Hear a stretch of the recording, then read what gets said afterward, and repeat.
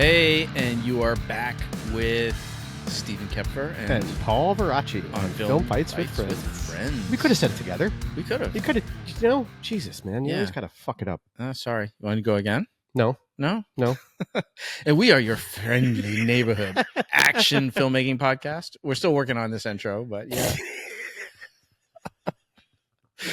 Oh my God. We got such a great episode today. This interview with Tom Denier. I had so much fun. Was so much fun. So much fun. Yeah. Effects. I'm just going to go effects superstar. Special effects superstar. Yeah, totally. I mean, this guy has worked on some awesome films. Legendary films.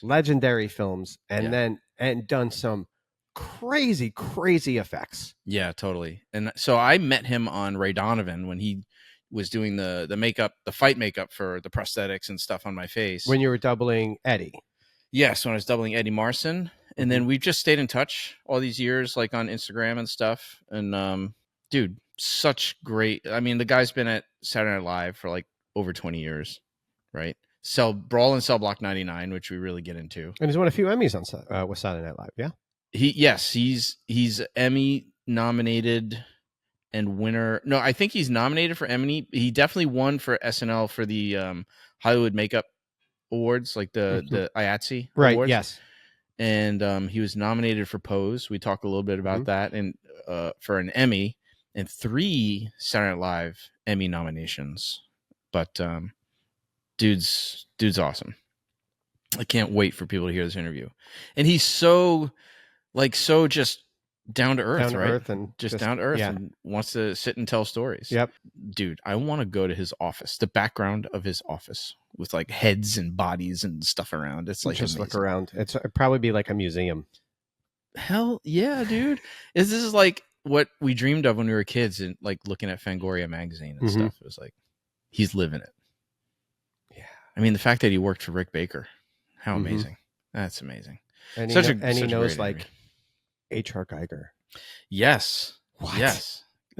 Crazy stories coming up, guys. Dude, crazy stuff. So we're going to go into Ray Donovan, Cell Block 99, and just a whole bunch of other really, really cool. Dogma, Jay and Silent Bob. Yeah. Just great stuff. Great stuff. Shoot, man. We've got some cool stuff coming up, though. Yeah. What's going on in your life? I mean, my life, not too much. Doing the collectible stuff. Mm-hmm. Same old shit, man. Nothing too crazy. Works a little slow. What can you do? Yeah. You did some mocap stuff. You got some mocap stuff. I did some mocap stuff, but that it's few and far between sometimes, even when that comes around now. Yeah. Whatever they call it, this constriction, this shrinking, this whatever of the industry. Well, it'll be good when I can actually talk about the mocap work that I've been doing. Yeah. But, gotta wait for that to come out. It's tough times, dude. Like I got hit up on Reddit, like a private message on Reddit from a stunt performer from Croatia. And he was like, hey, is it worth it to come to the States for work or like whatever? And I basically was honest. I was like, no. I was like, dude, the work is so not plentiful right now. Mm-hmm. And not to mention our country's current proclivity to fuck with immigrants coming here for work and whatever. I'm like, dude, you don't want to come here. Yeah. Like now the risk is so not worth the reward, even if there were the jobs here, but there aren't the jobs here. The work is going over to where you guys are. Right. And then, it's like, what was the other thing I was reading that as productions are so close to Canada that as that dollar drops, they'll probably just go and shoot over there. Yeah. I mean, who knows? If they can get there. Yeah. So I was just like, all right. Well, I just was like, I'm sorry to be so not optimistic, but I don't think you should come here. No. Anyways. Yeah. But about getting jobs, I was helping a coordinator recently wrangle some talent for a potential production. The coordinator hadn't signed on the dotted line yet, but he was doing some recon. I was here. Yes, who is doing who's around in New York to fit a particular bill. Yeah. And what's really annoying, dude, is and this is where I really have empathy for the coordinators who regularly coordinate, which is not me. The people that just ignore what you write. Just so they can reply and hope they get a callback. If I put a post that says I'm looking for 20-something Asian and whatever. You will literally have, 5 foot. I'm 56, but if you wig me, I could be right. It's like no one listens, or no one reads, or the post. Like I posted it in a Facebook group, right? It's a local Facebook group. I'm like, hey, email this email with resume, reel, who you'll, a reference if I don't know you. They'll just put it all in the comments. And they just put a fucking selfie in the comment of the post. I'm like, did you not fucking read the thing that says email this? Like, so if you posted in the comments and didn't email me anything, you're already out. You're ignored. You're I already fucking out. ignore you. Like, I don't care. Even if you look like you're the part. Even if you're the most fucking perfect look, the fact that you can't follow directions is a big strike against you. Mm-hmm. Or if I say I need a Caucasian and you're not Caucasian. Yes. Or if I say I need a woman and you're a man. Or, like it's amazing. People are just read the fucking instructions, follow the fucking instructions. Mm-hmm. This is a pro tip for you aspiring people when you submit to shit. Read the instructions. Read the instructions. If you can't read the instructions on a simple post, what are you going to do when I send you, or when the second AD or whoever sends you all the call sheets and this and that and where to go and blah, blah, blah. And they send you, and can you read that? Follow those directions. You can't follow a simple direction on a post. It's so annoying. Mm-hmm. It's really fucking annoying, dude.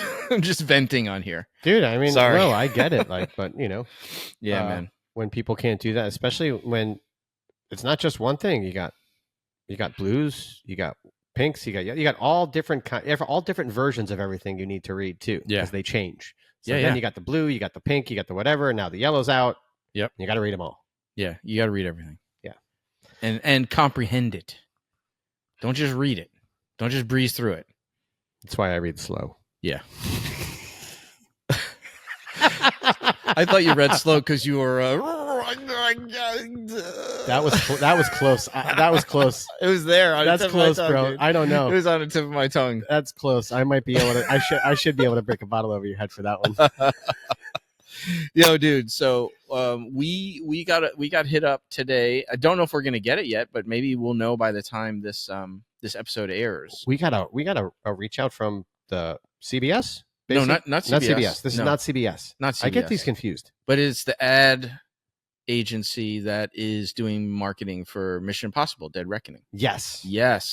That's right. And we thought that they heard about us from CBS.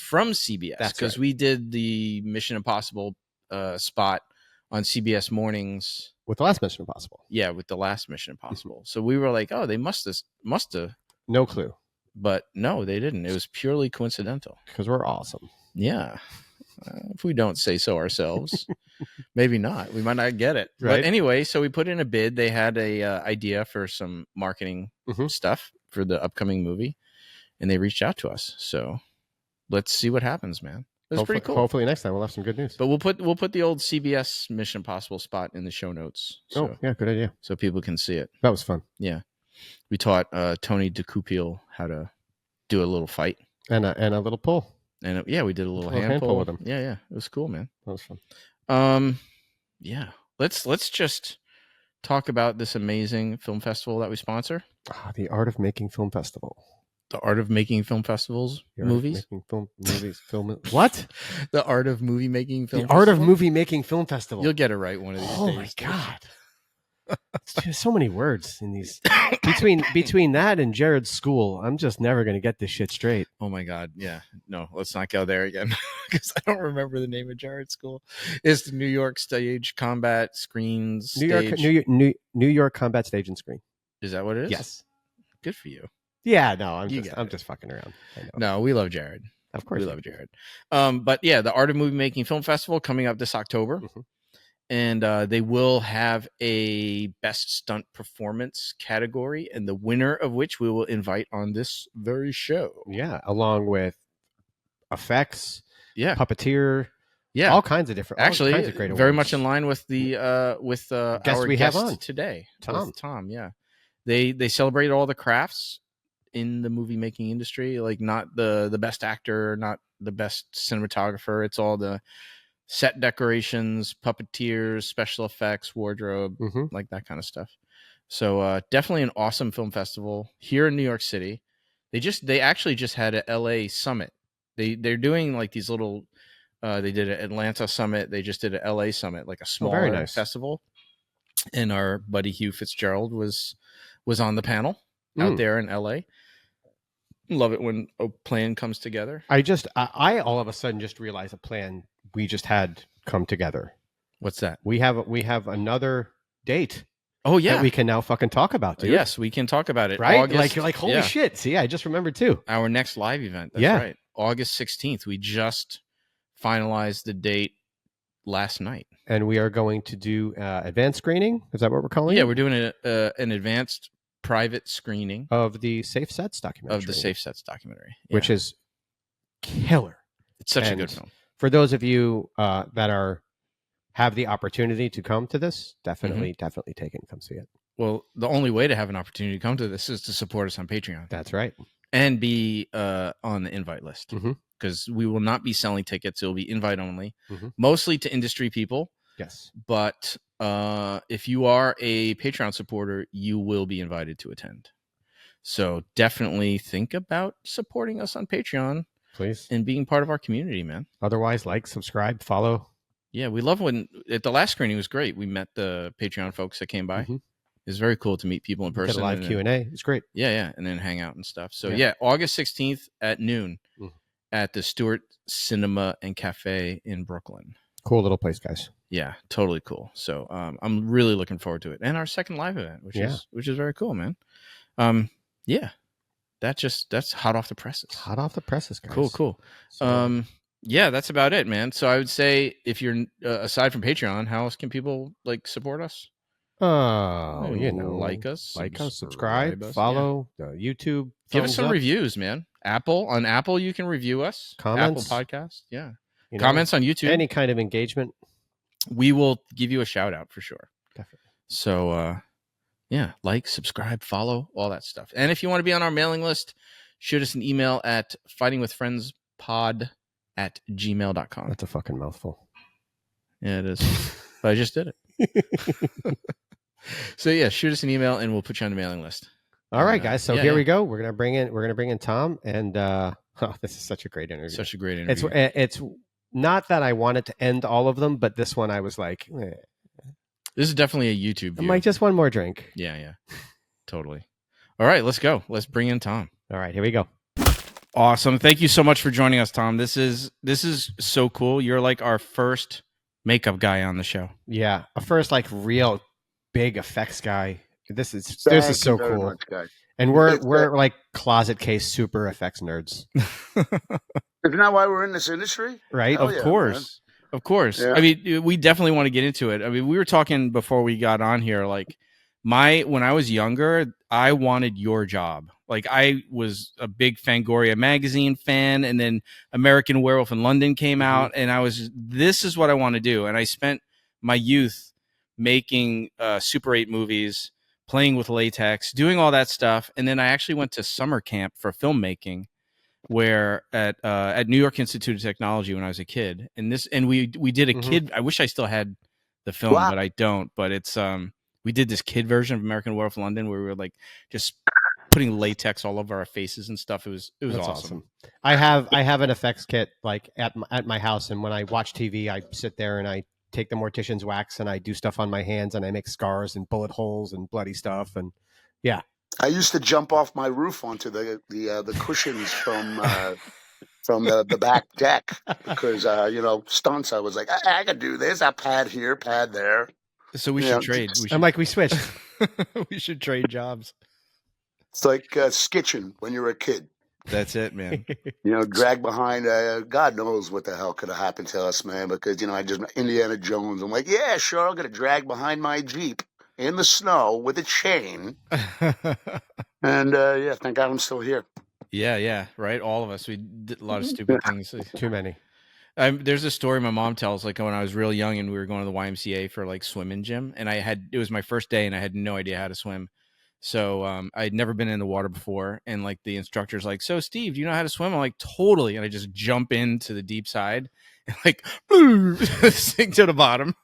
This is like the story of my life right there. Wait, you did it voluntarily, Steve? You jumped Yes. into the pool yourself? See, I just I didn't jumped have in. that kind. When I didn't know how to swim, my grandfather goes, "Oh, you don't know? Okay." He threw me in the pool. He's swimming now. Yeah, That's I've how I been learned how to swim. resuscitated twice in my life from potentially drowning. I'm definitely a stupid. My father did it. My father did it the second time, and I got caught in seaweed in a lake. Oh, and I got stuck Ooh. underwater. Yeah, that was like I was like 7 or 8 or something like that. Damn. But anyway, enough of that crazy stuff. How did you get into this business, Tom? This is such an interesting like place to be. Like, how did you get into the makeup world? It's a very similar story with a lot of people that are in this industry, not just makeup or special effects makeup artist guys. It's anybody. We're film nerds, man. We appreciated it. We were fanatics, getting picked on. Like action figures. They're called action figures in graphic novels now because I got my ass kicked because I had dolls and comic books. Yep. So, we turned all that around. That saying, the meek shall inherit the earth, the geek shall inherit the work. That's it. And you know what? I still have my collectibles, and nowadays, all of a sudden, we're hip. I'm like, oh, okay. We didn't set out for that. We just, wanted to do our passion. So yeah, growing up as a kid. Now everyone's after what they were making fun of us for having. Making fun of. Yeah, exactly. And, thank God I had a supportive parents. My mom is very artistically skilled. My dad is amazing with his hands. He's 3D. My mom's 2D. And, and thank God for the support because I think that's really important. And it's one of those things you got to want to do it. Yeah. You got to wake up every day. And, if you don't have that, I hear so many people's like, I wanted to do that, and I wanted to do that. I go, well, yeah. Well, why didn't you? Not enough. You reap what you sow, and I had to. I washed my ass in a splash sink in my shop in Dumbo, Brooklyn, for 6 years. No AC in the summertime, no heat in the wintertime, sleeping illegally. Sounds like the gym. I used to have to go to Gleason's gym to shower. And that's where I would, work out. And I, met a couple of guys that taught me some fisticuffs. But I'm not a fighter. I'm a lover. You can be both. They're not mutually exclusive. Definitely not. Hey, do you guys mind if I open up my domestic? Yeah, do it. No, go for it. Yeah, unpaid endorsement. Ripping off Just Shoot It podcast. PBR. Are you guys going to block this out? Because I'm not. No, we'll leave it. We'll leave it. It's all good. Yeah, because I'm more like the thing is, guys. I mean, you said on the podcast we drink a beer, and I was like, well, I'm a 2 fingers neat, no training wheels, Cuervo Blanco. Oh, there you go. Guy.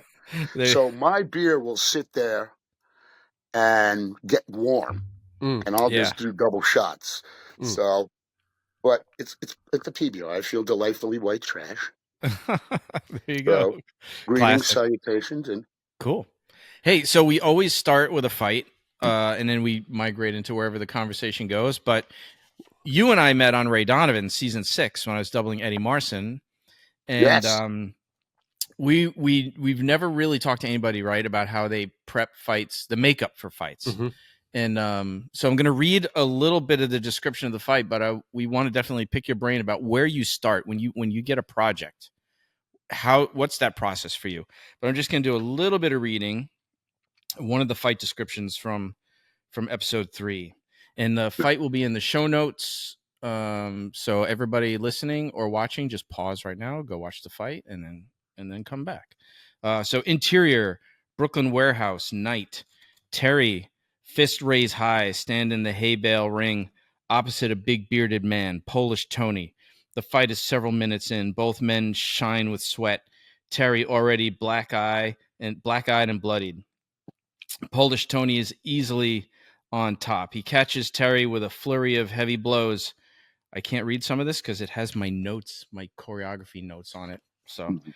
but and back for more punishment. Polish Tony uses Terry like a punching bag and throws him like around like a rag doll. Terry's taking real pummeling, and that's when the real men stand up. Terry comes back slugging, uppercut, catches Polish Tony. Tony counters with a short right hand, rocks Terry. Terry responds with a left hook, toe-to-toe, fucking brutal. Polish Tony dips under a straight right, lands an uppercut on Terry's jaw. His legs plate for a second. Terry launches himself forward, a little bit desperate. Accidental clash of heads. Blood spurts from both men. Jesus, fuck. The pain feels good. The sense of never say die mongrel in Terry. He goes at Polish Tony again, right hand to the head like a hammer. You can hear jawbones breaking all the way back in fucking Warsaw.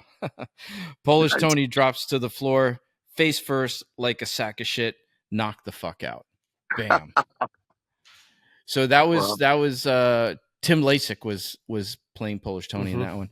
But when you get a job, tell us what happens first regarding the scripts, breaking down the scripts. Like, where do you start? Well, start at the script. You read what's going on, all that narrative that you just wrote. Then you have to talk with the powers that be. Say, what exactly do you want to see? Mm-hmm. But there's a lot of research. You know, I mean, you know, back in the day, you couldn't go to the computer, Google Images or whatever, and look up everything.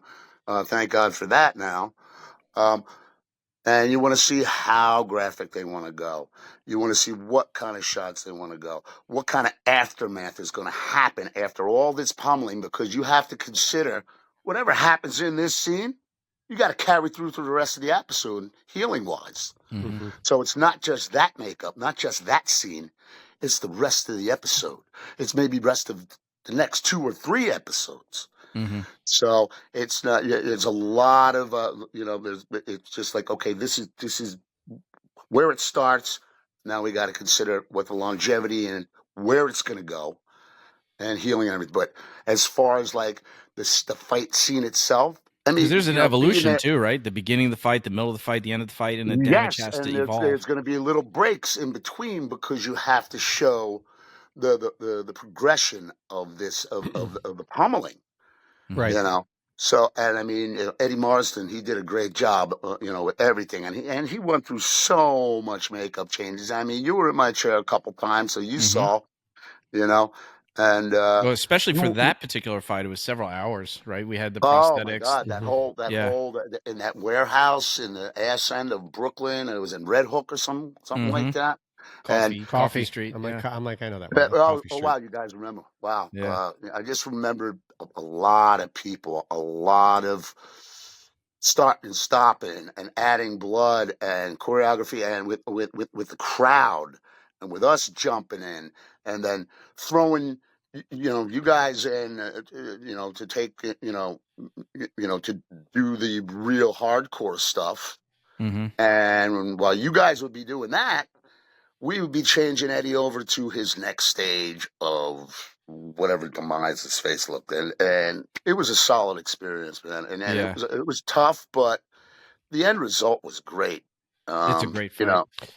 So I kind of have a weird question. So as you're setting it all up, right? When you're going through these shots, and just like when you shoot anything, you shoot it all from different angles, this side, that side, the other side. But normally they'll shoot everything from one side, and then they'll shoot everything from another side. And then when you do the, heavy FX work, do they try and grab all of the angles from before you move to the next stage, or they're just like, nope, doing it again?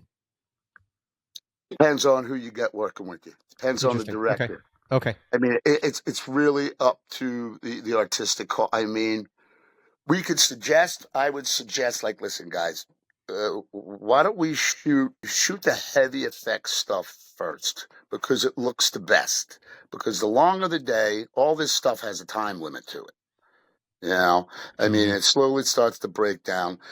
But we've gotten to the point, meaning that the people that do what I do, the makeup effects, got to a point where we have to design and build and apply everything, where okay, we don't know when they're going to shoot it. We don't know what they want first. I mean, you try to suggest, okay, let's go at this stage before this stage. Mm-hmm. And you try, because the heavier stage should always be really shot first, because it's going to take a longer application. Mm-hmm. This way, it'll save, production money.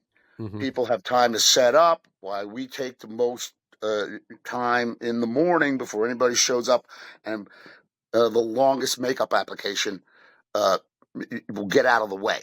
Mhm. And then over the course of the days, over the course of the day, you can pull it off, bring it back, which is, it's easier, to take off and whatever.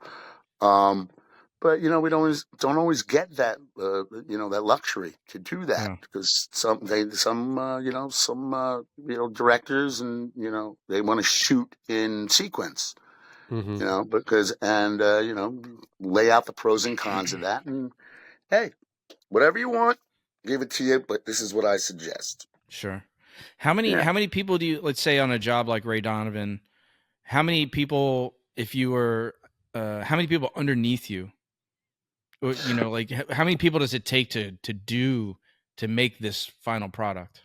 Well, let's just say, when I put those pieces on you, Steve, all those pieces that I glued on you and bruised you up, those require like a prefab time of like a week, Mm-hmm. because you have to sculpt all these prosthetics. First you got to take a life cast, and you got to sculpt them, and then you got to make a mold, and you got to cast them, and then you got to prep them, and that's like that's like a work week just to get these pieces ready. And then on the day, it takes a couple hours, at least, to apply. Am I right? Those the prosthetics you guys put on me were created on a cast of Eddie Marcin's face. I was just gonna ask that. And retrofitting on on you, it's fingers crossed. Right. But sorry to say this, guys, but you guys already know this. If we see your eyes, we're seeing too much. There you go. Mm-hmm. You know what I'm saying? It's like you got to pull the Colt Seavers thing, and you got to be the fall guy, and you don't really get the recognition, unless you play a bad guy or something that's featured, right.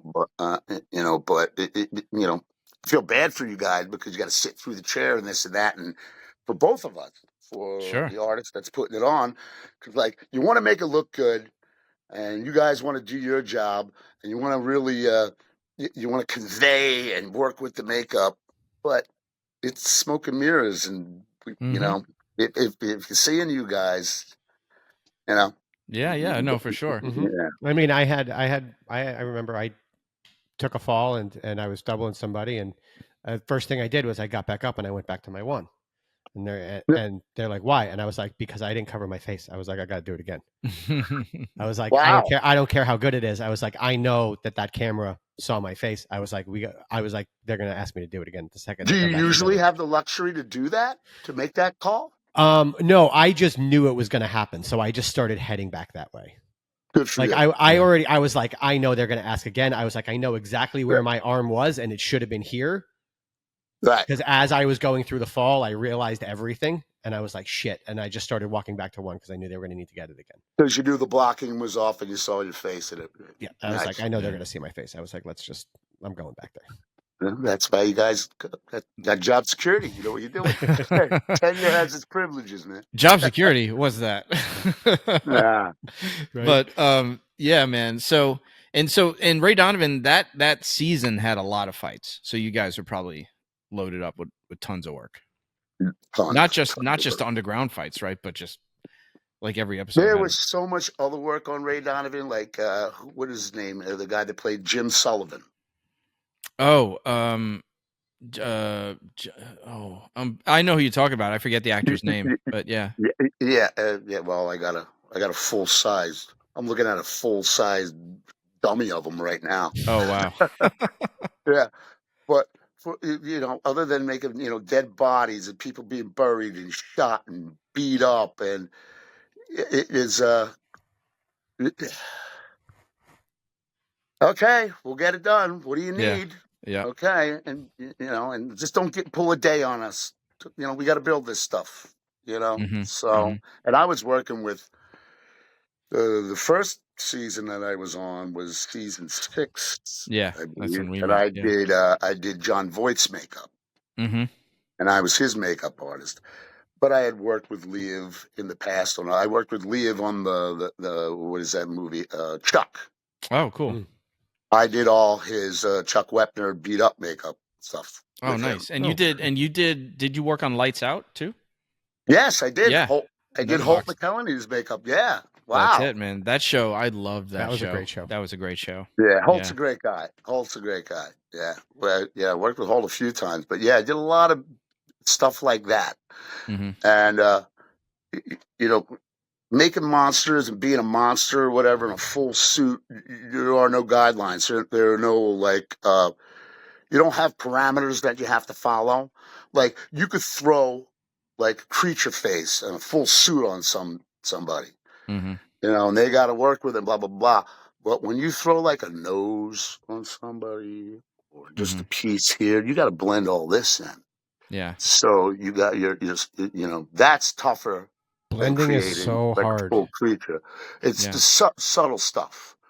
You know. I went to Macy's and literally asked one of the makeup ladies on a slow day in White Plains, and I asked her to show me how to blend.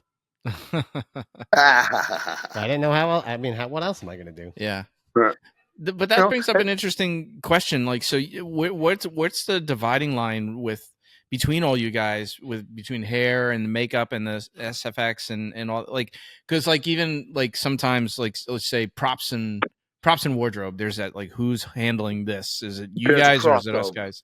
What's the crossover with all you guys? Well, like special effects makeup, like what we do. There's a lot of construction. It's not just makeup. It's, you're making molds, you're grinding, working with fiberglass and polyester resins, making molds. This is like heavy shop work involved.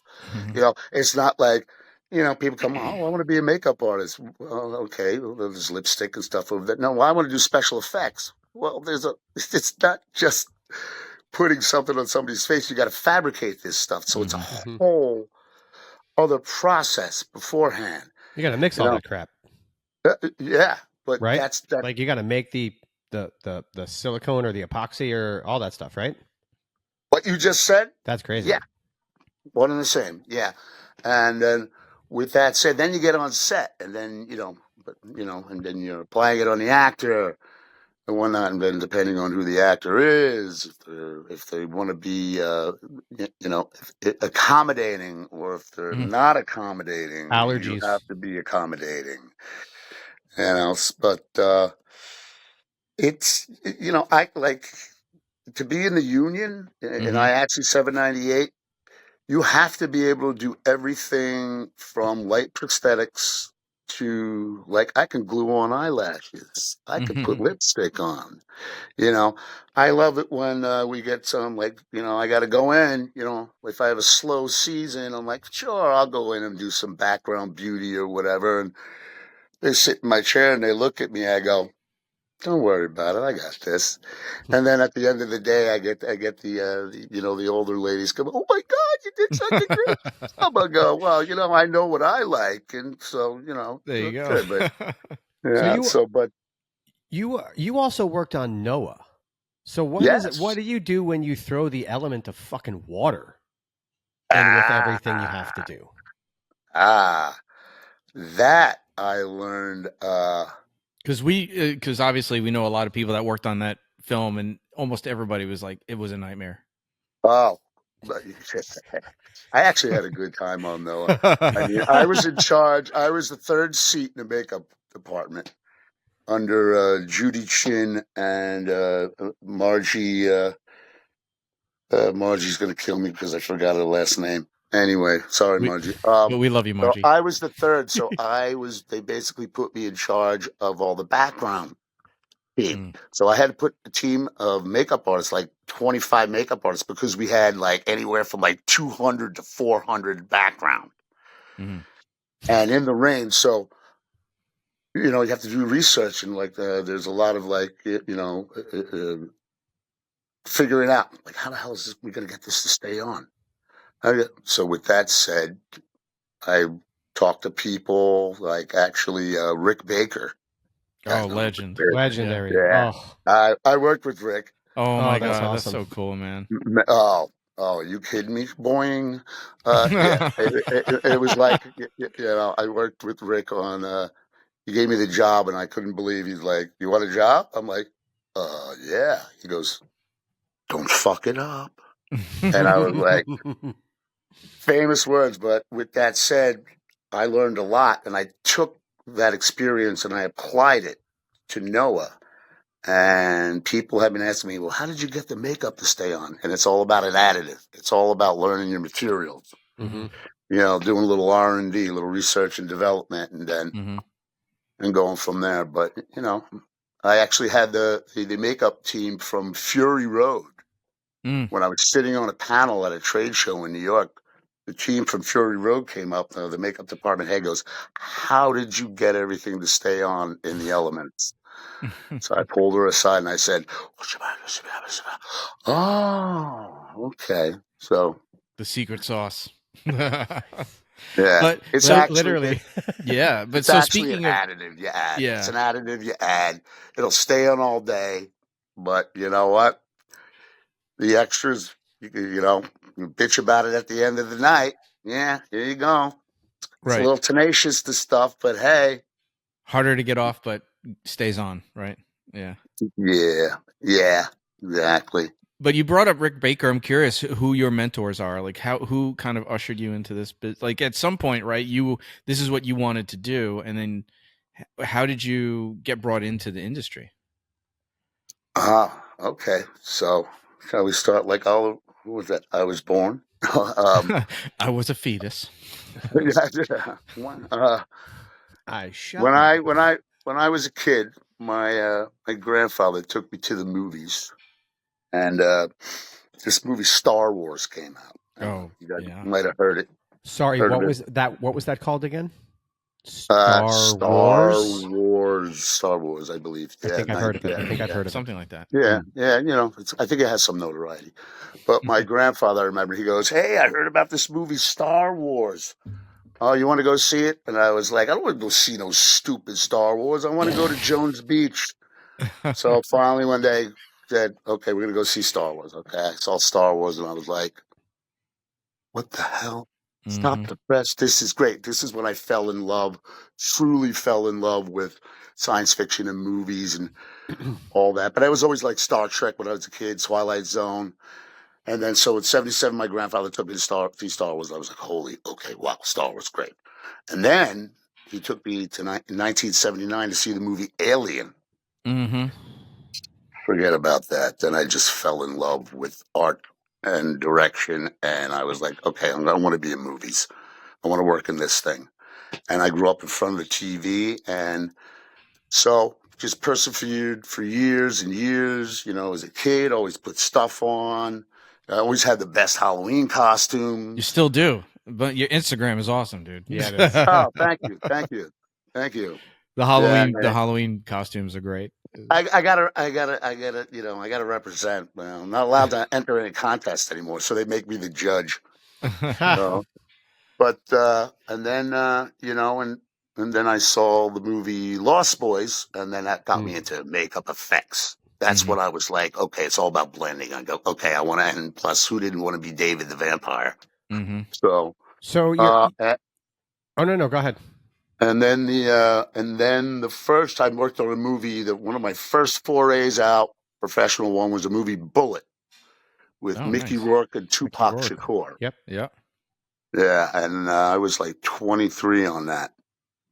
And then kept struggling and working and sleeping in my shop in Dumbo. And then I met, and then I got to work on Dogma. And I met, Dogma. I built the armor, designed and built the armor with the help of my buddy Louis Zakarian.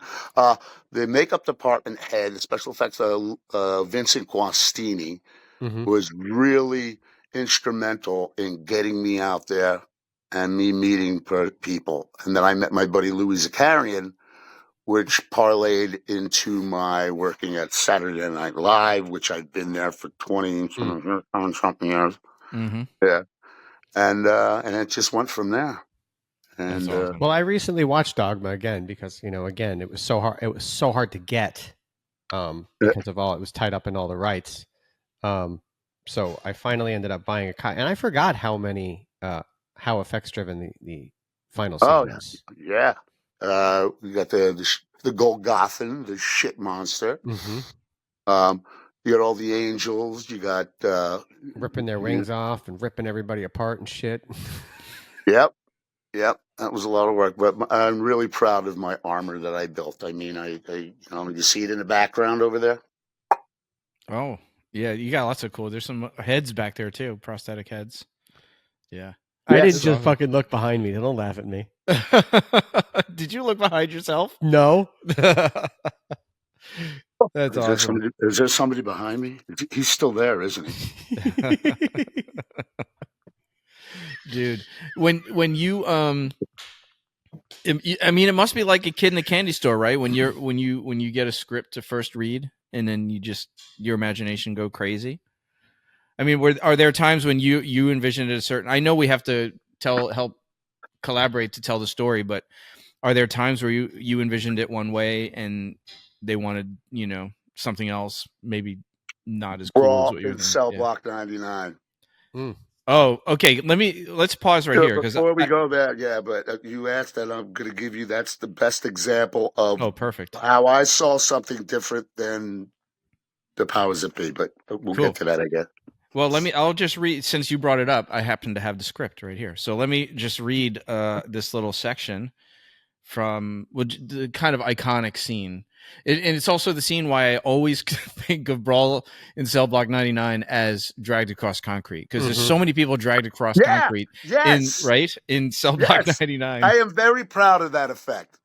Dude, so this is that scene. The Chinese man wobbles. The Texan seizes him by the hair and throws him to the floor. Cartilage snaps. Blood squirts from his nostrils.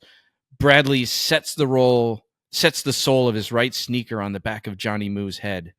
Do what I say or I'll kill him. Eleazar shrugs.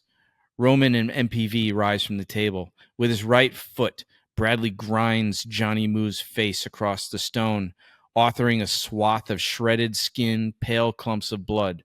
Fuck. Exposed bone scratches the floor. Bradley lifts his foot up and with it rolls the body over. A skinless face that is a white skull with terrible eyes stares up at the Latinos. It wheezes. MPV pales, nauseated. Roman balks. Dude, that scene is so epic, and we have it linked in the show notes, so if people haven't seen that scene, they should go watch it.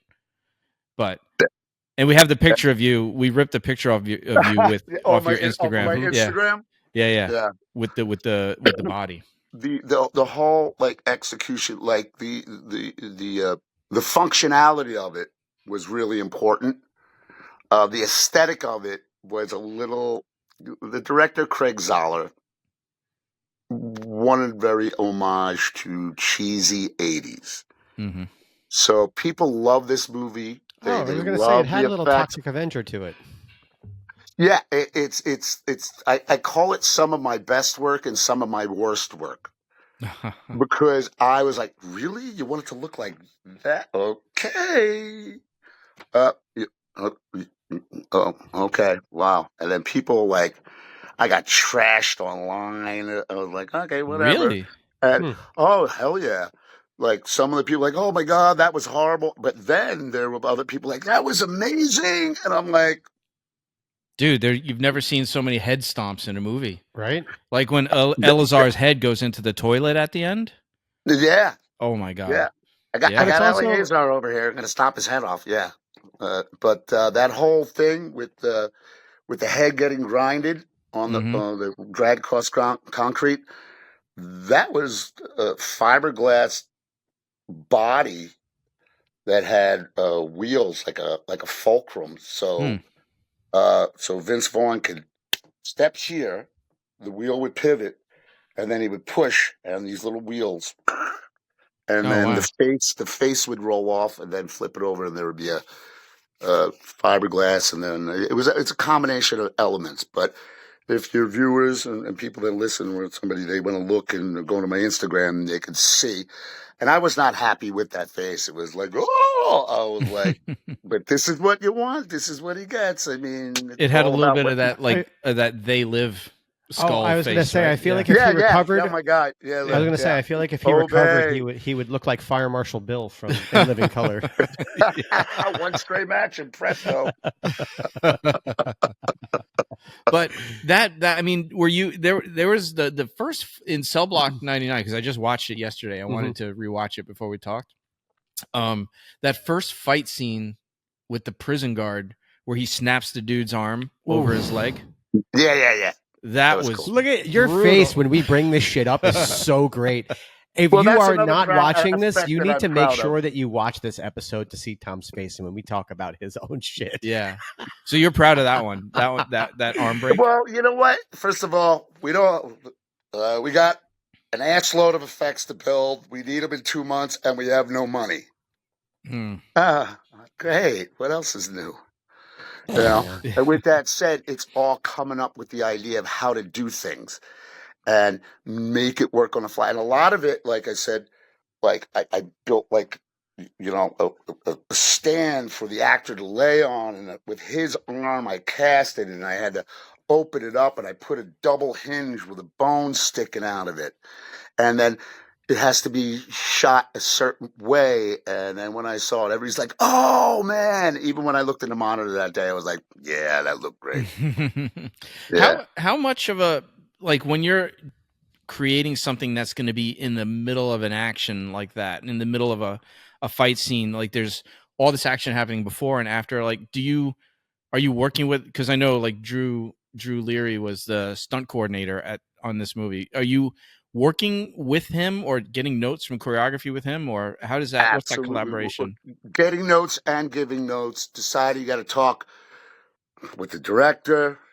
We've got some producer there, stunts, wardrobe, camera, and you're all going to say, okay, so we can shoot this up to this point, but then we have to cut, and you got to do it. You know, we got to do it then this way, and then you can do an insert here. So it's a lot of, you know, it's interdepartmental choreography, and it's, you know, it takes a village. Yeah, and as long as everybody is cool and they don't have egos, and you know, I'm all about working with somebody. And it's like, if you have a better idea to do it, great. If don't get pissed off if I say, well, let me suggest this, and then usually it works out great when everybody's on the same page and you're planned ahead. So how would you shoot something like okay, you know this scene in Fight Club when Edward Norton's punching Jared Leto in the face and there's over the shoulder? Where'd you go, psycho boy? I wanted to destroy something beautiful. Yes. Love that movie. How do you, I mean, how is something like that edited so seamlessly between the effects and to make it look like the camera never moved? How do you work together to get that? You got to lock off. Well, I'm just going to say I'm no editor. Right. But locking off stuff. That hot set, got to lock it off. Okay, freeze. Nobody touch that. Move that carefully. You know, go back. But I mean, like you said, editing. Yeah. It's all in the editing. I mean, that's a whole other specialty. So, you know, we give them the elements and they make us look grand. And a really OCD script supervisor who could be like, yo, that hair is like 1 inch off of where it was before, right? Yeah, that could be to the real extreme. Yeah, it's yeah. Okay, the hair might have been off, but the lighting was dark as shit. So what do you care about that hair? Yeah, One of my first ever things I ever did on set was actually when I was a chef. The movie When in Rome was shooting at my restaurant, and they just asked me to make all of the food for the scene. So the next day, when they were done, they brought in all the plates and they had all the pictures of all the food. And then the next day they came in, they're like, hey, can you make all this food again that's in the pictures? And I was like, sure. And then I looked at the pictures and I noticed that there were bites taken out of the food. So I grabbed a bunch of different cookie cutters of all different sizes and stuff. And I literally made all the plates look exactly the way they did. And I came back in and they're like, Well, and I was like, yeah, you said you wanted that. And they were just like, holy shit. You want a this job? Is great. Basically, yeah. And then That's awesome. And then I worked for the rest of it. Yeah. That is great. That's awesome. That you see, because you were diligent and you paid attention to detail, and that's important. It's all about that. So, wow. You were nominated for many Emmys and awards for Saturday Night Live and stuff, but I wanted to talk about Pose because you were nominated for Pose. I mean, I got to work on one episode of Pose, but it was just in general the show. Like a bit about my background is that I used to work in the healthcare industry, so I worked at Bellevue Hospital in the 80s. And so you saw? So I was there. So like that show nailed it. Like I was in Bellevue in 87 and 88, right? So it was so spot on that show that no joke, like every episode I was crying. It was so crazy. But I know you were working on that show to help with the makeup regarding the people that were living with AIDS. Yeah. Yeah, I mean, our generation, guys of our tenure, knowing that time period, and having friends, gay friends that died from it back in that. Because I'm 56. Same. So yeah. Oh, all right, 1969. You guys both got 10 on me. Well, I'm 68, but I'm 46. He's 46. He's there. We'll take it. We'll take it. I mean, I grew up in Chelsea. Oh, there you go. I was a student at School of Visual Arts in the 80s. I mean, you went to SVA? Yeah, sure. I graduated in 90. Nice. Yeah, a couple of buddies of mine went to SVA. Yeah, But we had AIDS was a huge thing. I mean, I had one of my best drawing professors died of AIDS, and it was I met Keith Haring back then, and and it was just so it was personal, a little bit personal. Pose was a little personal. Kind of related to it. So, so you thought that the makeup, end result of makeup that I did on Cubby, Jeremy McLean, did it mess you up? Well, it was the makeup, but it was also, I mean, like you said, it's his kind of like it was the performance, it was the makeup, it was the environment. Like they nailed the 80s inner city hospital look. Just everything about it was spot on. It's one of those things where, kind of like what Scott said about the gun handling, like if you notice it, then it's not good. Like everything was so seamless that you didn't really notice how good it was because it just seemed all so natural and fit together. You know what I mean? I'm particularly proud about getting my Emmy nomination for that. I lost to some Star Wars thing. If I'm going to lose, I better lose to Star Wars. But, I actually had to do, having the opportunity to do that, but it's one of those things, and when I went to the Emmys, all the other things I was going up against had like these crew of people, and then there's me, just my name. And I was like, these people are going to think I'm a dick not giving credit to anybody. But no, I built that in my pajamas in my house shop, over 4 days. So it's like, okay, and it's one of those things that you never know. But and and it just came together, and the performance and everything that was involved just fell into place. And that's I'm very proud of that because I was nominated on my own accord. Yeah, I wasn't nominated part of SNL or anything else. And even though I didn't win an Emmy, whatever. It's still awesome, dude. It's still amazing. It's amazing. Thank you. I was also just thinking, you brought up Star Wars again, and then it being such an influential film, and then you worked on Jay and Silent Bob Strike Back. Yeah. Yes. So Darth Balls. Yeah, I was going to say did you work with Mark Hamill in the Cockknocker scene? Yes. So how awesome was that coming all the way? I don't know if you worked with him before that, but saying that starting, with Star Wars being so influential and now doing makeup on Mark Hamill, that must have been pretty fucking amazing. It was. It was very hard to retain your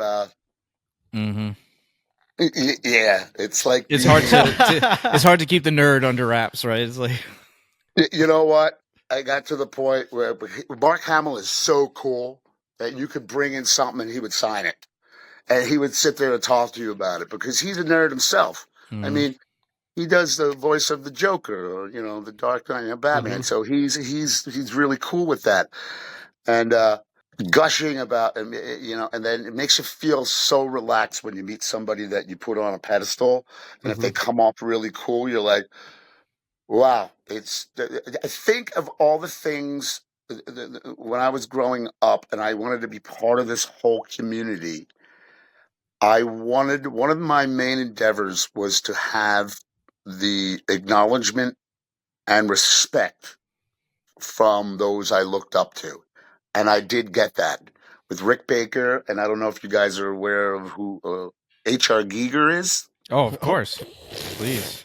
I built, if you saw my page, I met H.R. Giger a couple times and he was so impressed with my reproduction of one of his paintings to a large scale. He said, "Bravo, it's gorgeous," because I have been looking at his artwork since I was 10 years old. Mm-hmm. And I've been a huge fan. So I know all the little nuances and all the little different marks and everything. And he was just like, wow, right down to like the airbrushed scratch marks, but I put those in. Mm-hmm. And where it's a little detail it's about the little details. Yeah. And it's about how much passion you put into it. How and I'm just very fortunate to be part of this community. Cursed as well. Right.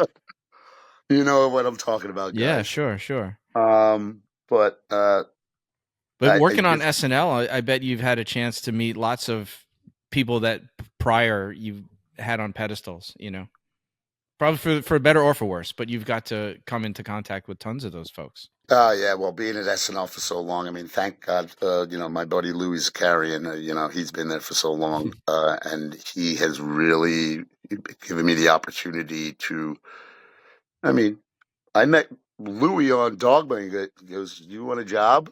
I was like, "Yeah, what show?" He goes, "You want to work at SNL?" I go, "What, like Saturday Night Live?" I'm like, "Yeah, right. Okay, yeah. How am I going to get on that?" He goes, "I'm the makeup department head." I go, "You're offering me a job?" He's like, "Yeah." So I had no idea who I was working with. I was just being myself and doing the best work. And then when you're hanging out on set somewhere late at night with some guy where you're, off from work and you're like, we're going to go to after hours. And then you create a bond with these people and you don't know what they're up to. And the whole industry is also about selling yourself. You got to convince people you want to buy this. I don't know how much to offer, but hey, this is what I got. Yeah, the entertainment part of the entertainment industry, right? It's we all have. I mean, that's part of it. That's part of it. But the pressure, right? Saturday Night Live. I mean, do you feel you must feel the same pressure that everybody, because it's such a fast paced. At this point, no, nothing takes 2 minutes now. Yeah, people like. When I work with other artists that are brought in from elsewhere, from other parts of the country, especially in the way I work, and anybody, I got to remember to slow down, take my time, because they get all like, when you put on a seamless nose in a commercial break, people have a tendency of being a little intimidated by that. Right. It's like when you watch a stunt person or a dancer pick up like 10, 15 beats of choreo after seeing it once, and they're just like, okay, I got it. Yeah. And you're like, can you slow it down and break it into 4 parts for me? Yeah. Exactly. What does yellow mean? Yes. Slow down. Does yellow slow down? What? You might have to explain that reference. What? Excellent episode. Yeah. 12,487 Passaius. That's my other favorite scene, dude. Some of your listeners and viewers are going to be like, what the hell are they talking about? You mean I'm right?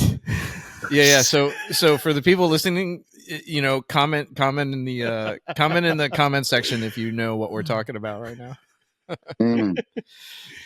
Ignatowski. Oh, and listen, by the way, you told me to bring a beer, so PBR, but like I said, I am not really a beer drinker. I'll have a beer. I'll drink a beer, but I like my 2 fingers neat. That's it. Tequila Blanco, no training wheels, and I'll have those one after the other. This is just more like my soda to wash it down. No. I don't need training wheels with my tequila because I just don't fucking drink it. Yeah. Don't need no training wheels. No training wheels. I mean, if I do drink it, I drink it straight. Yeah. Nice. Yeah, that's the only way. Yeah. So what are you guys drinking, by the way? Well, I actually have to train after this, so this is and I gotta go pick up the baby. So I'm drinking apple juice. You charlatan! We have You set me up. We do have Heineken in the fridge. We drink different stuff. The last episode that we recorded, I drank a Guinness. Yeah. Yes, I mix it up. Oh, really? I mix it I up. usually drink really strong beer. I usually drink like 9.5s. Like I'll drink like Voodoo Rangers. So if you go back and listen, I had that the other day. To the listeners, if you go back and listen to our episode with Cliff Moylan about Patriots Day, so we did 3. See, we were fucking hammered. In season 1. We're doing multiple episodes a day, multiple episodes in a row. Do like 3 in a row, and each one we're putting down like 2 beers. And so by the time we got to Cliff, he was the 3rd one that day. We were wrecked. And I was drinking, but I was also drinking 9.5s the whole time. Right. He's drinking regular beer, and then we're drinking the Tall Boys, and I'm drinking the 9.5s, and I was twisted. So we fucked up the intro because we do the interview, then we record the intro. Matt, then we do the interview, then record the intro. Our producer called us and had us come back and do it another day. Yeah, because it was just so bad. We got to shoot the boat scene with Quint again. Yeah. So multiple episode days now. We fake it for the first one and we drink in the second one. Basically, yeah. I'm trying to get a gander what's going on behind you guys. We got American Werewolf in London. Okay. Hobo with a high kick. I don't know if you can see these. Hobo with a is that no that was Rutger Hauer? No, that was a different one. This Hobo with a High Kick was a short film, but you're thinking of Hobo with a shotgun. Yeah. Hobo.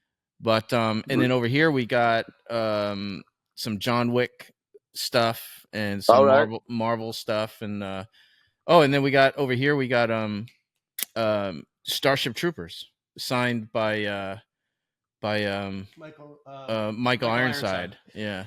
Oh, no way. Yeah. And it says everybody fights, nobody quits. Yeah. Everybody fights, nobody quits. Yeah, and that's the Punisher poster signed by all the actors and all their doubles. And then we got the Defenders poster signed. There's a lot of stuff hanging up. You guys are hardcore nerds. I dig it. Yeah. That's awesome. We always rotate what's on the table. Yeah. Yeah, we switch it up. Like this Saturday, I got a few collectibles behind me. I know they look cool. I know. My whole place has got so much crap now. But I want to come to your office and just see what's in there.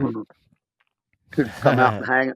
I got some action figures. I got loose ones and mint in the box. So I'll let you play with the loose ones. Don't touch the mint in the box.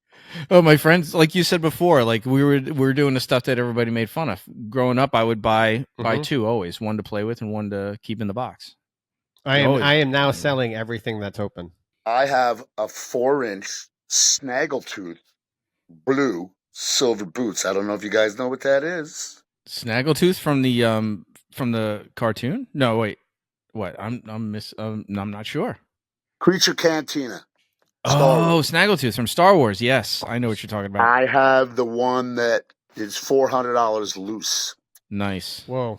Because it was really a red one. Sorry, totally nerding out now. No, I've got the Cloud Car Pilot in on the card, unopened, and it was the recall because it had on the back the ad for Revenge of the Jedi, right? So it's like the Revenge of the Jedi on the back. Send away the proof of purchases to get Admiral Akbar from the Revenge of the Jedi. He also has an on-card Bib Fortuna that's in my closet. I keep forgetting to bring it. Yeah, we're total nerds, man.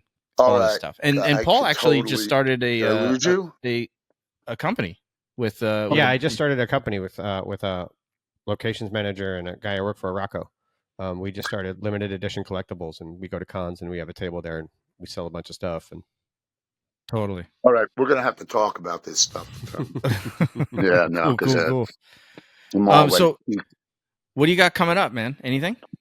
I'm actually working with a buddy of mine. He actually, I just got off of this thing called Devil in Silver. The what the hell is it? It's called the. Oh my God! There's a whole thing. It's like AMC's version of American Horror Story. It's like The Terror. Oh, The Terror. Yeah. I just got off of the Terror, Devil in Silver. We shot down in what is that? The Fresh Kills in Staten Island. That was there. I just rewatched The Terror. Where we shot Brawl.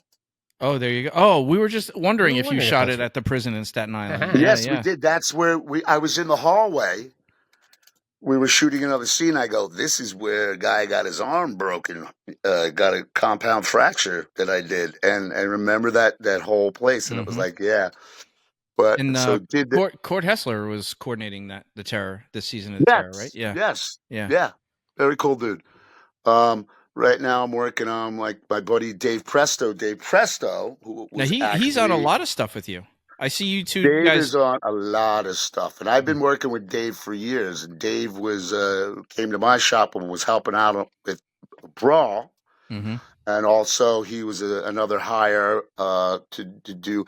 He did Polish Tony's makeup.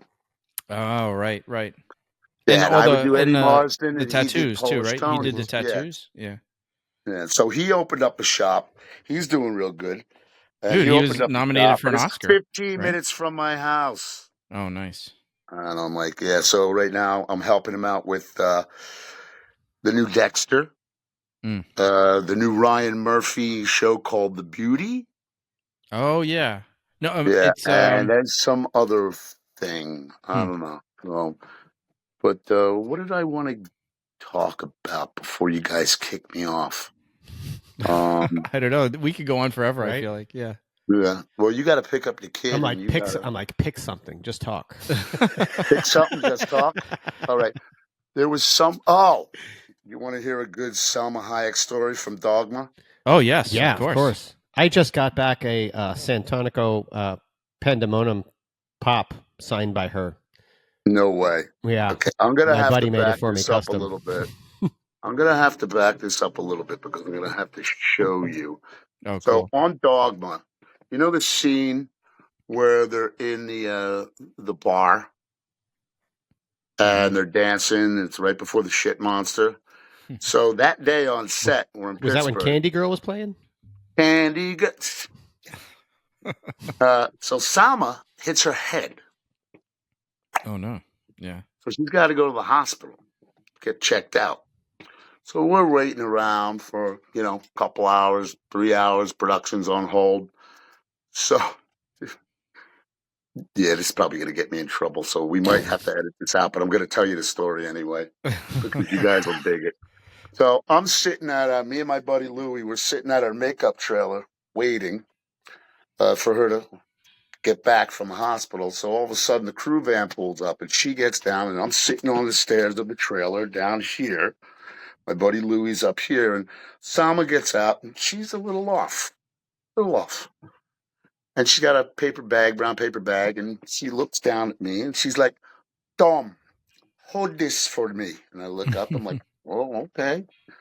And she turns and looks at me and Lou and goes, do you guys want to see my special effect? And we look at each other, and we're like, yeah, with that. She turns around, bends over, sprays silly string from between her legs, bent over, all over my face. And I got silly string dangling up my nose. She turns around and goes, "That's my special effect." And I'm like, and I look at Lou, and Lou looks at me, and we just go. and then she bows and walks and takes the bag from me and walks away. And I should have saved that damn silly string. Oh my God. But I couldn't believe how cavalier she was about it, how awesome it was that she did that. But I don't know. I'm thinking maybe it was from the medication, but I don't care. Oh, that's so funny, dude! That is a show-ending story if I ever heard one. That is great. That's one of my I got some memorable moments, man. SNL drinking, me and Eddie Vedder drinking out of a bottle of Jack Daniels. Oh my God! Passing it back and forth for an hour and a half. Everybody's like, "Who the fuck is that guy with Eddie?" And I was like, "You should be asking, who the fuck is that guy with Tom?" That's it. But yeah, there's a lot of memories, man. It's dude, cool. this has been This has been great. This has been great. We really appreciate you taking the time, especially on a work day. Right. Thank you so much. You got it, guys. Dude, thank you so much. And nobody will know that you were drinking on a work day until after this airs later. I already told. I already said. I go. One of the prerequisites is that you have to have a beer. You have to. There you go. Have Cool. to. But you didn't let me know. I could have got like a non-alcoholic. Yeah, right. Anyway. Cool. Consider Awesome. it my lunch break. That's it, man. Thanks so much. And dude, I can't wait to see you on set again. You got it, brothers. All right. Take care, man. All right, guys. Take care. All right. Bye-bye. Film Fights with Friends is produced by Stephen Koepfer, Paul Varacchi, Press Record Studios, and Breakfall Studios. This episode was engineered by Matthew Kaplowitz. This show is powered by our supporters at Patreon and is a registered trademark of Film Fights with Friends, LLC. Original theme by Aru Luster.